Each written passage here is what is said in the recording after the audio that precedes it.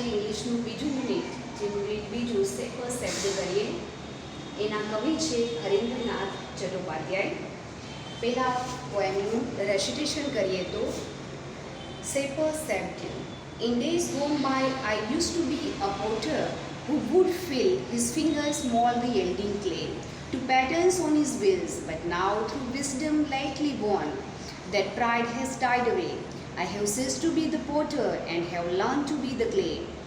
In other days, I used to be a poet through whose pen innumerable songs would come to win the hearts of men. But now, through new God knowledge, which I had not had so long, I have ceased to be the poet and have learned to be the song. I was fascinated of swords in days that now are gone, which on 100 battlefields glittered and gleamed and shone. But now that I am brimming with the silence of the Lord, I have ceased to be sword maker and have learned to be the sword. In bygone times, I used to be a dreamer who would hurl on every side an insolence of emerald and pearl.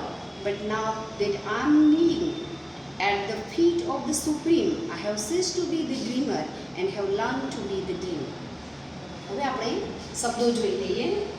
Shown word તમારી માટે જાણીતો છે. સાઇનનું એ બીજું અને ત્રીજું રૂપ છે. બેટલફિલ્ડ્સ એટલે યુદ્ધના મેદાન અને બેટલ એટલે યુદ્ધ. ડ્રીમર જે સ્વપ્ન જોવે છે તે એ ડ્રીમ પરથી બનેલો શબ્દ છે. મોલ્ડ શબ્દ તમે વાપરો છો કોઈ પણ વસ્તુનું ઘાટ કે શેપ માટે, એ છે મોલ્ડ એટલે ઘડવું.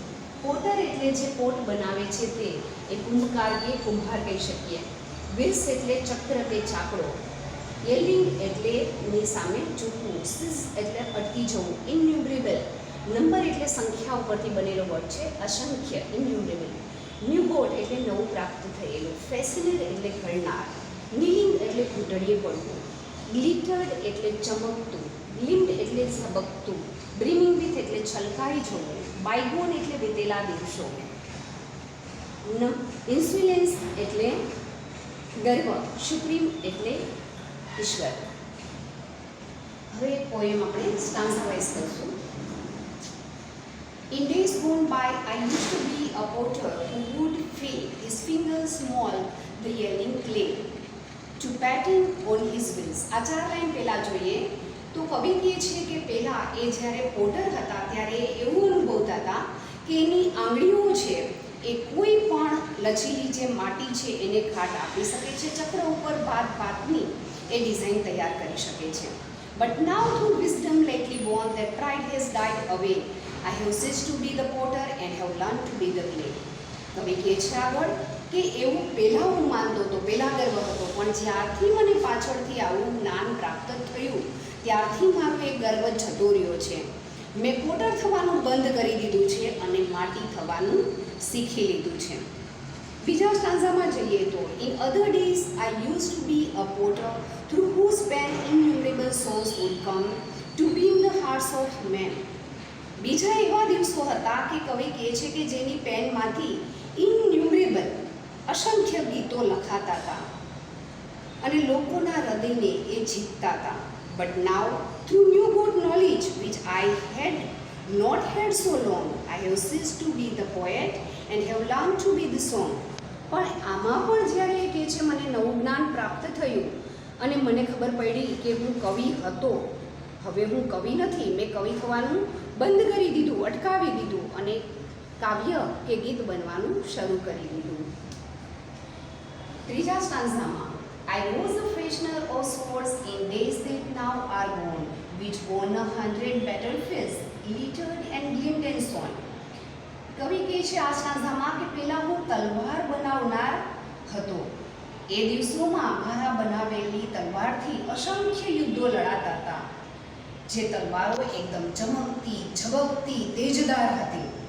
But now that I am dreaming with the silence of the Lord, I have switched to be sword maker and have learned to be the sword. અહીંયા sword maker શબ્દ ફેશનરનો સમાનાર્થી શબ્દ છે. અહીંયા કવિ કહે છે કે હવે હું લોર્ડ એટલે ઈશ્વર એની શાંતિથી છલકાઈ ગયો છું. મારી અંદર યુદ્ધની અશાંતિ નથી, મારી અંદર હવે ઈશ્વરની શાંતિ છે. એટલે મેં સ્વોર્ડ મેકર મતલબ તલવાર બનાવનાર બનવાનું અટકાવી ઝુકાવી દીધું છે અને હવે હું ખુદ તલવાર બનતા શીખ્યો છું. છેલ્લો stanza. In bygone times I used to be a dreamer who would hull on every side an insolence of emerald and pearl. વીતેલા દિવસોમાં એ સ્વપ્ન સેવતા હતા કે પોતાની બધી બાજુ એમરાલ્ડ એટલે નીલમ હોય, પર્લ એટલે મોતી હોય અને પોતે એકદમ આ બધી વસ્તુના માલિક છે.